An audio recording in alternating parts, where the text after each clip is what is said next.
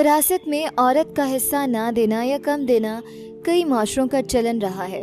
اسلام نے آ کر اس ظلم کو ختم کیا۔ سورہ النساء نے پہلی بار عورت کو ایک قانونی وارث کے طور پر ناقابل تردید حق عطا کیا۔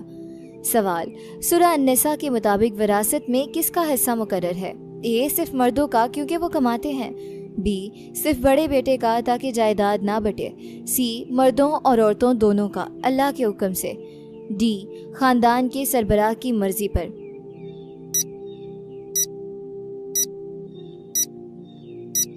درست جواب سی مردوں اور عورتوں دونوں کا اللہ کے حکم سے۔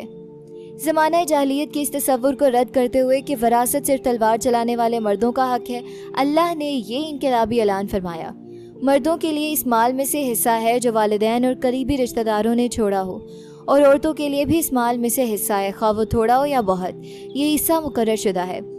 حضرت سعد بن ربیع جنگ احد میں شہید ہوئے تو ان کے بھائی نے ساری جائیداد پر قبضہ کر لیا اور ان کی بیٹیوں کو کچھ نہ دیا۔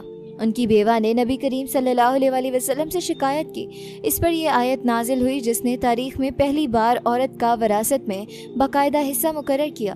اللہ واضح کر رہے ہیں کہ وراثت کا حق جنس کی بنیاد پر نہیں بلکہ رشتے کی بنیاد پر ہے۔ یہ حصے اللہ نے خود مقرر کیے ہیں اور ان میں رد و بدل کرنا اللہ کی حدود کو توڑنے کے مترادف ہے۔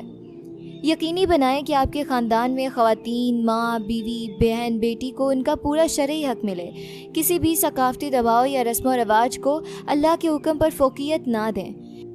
اچھی بات پھیلانا بھی صدقہ جاریہ ہے۔ ویڈیو لائک کر دیں اور سبسکرائب کر کے اس خیر کے سفر میں ہمارے ہم سفر بن جائیں۔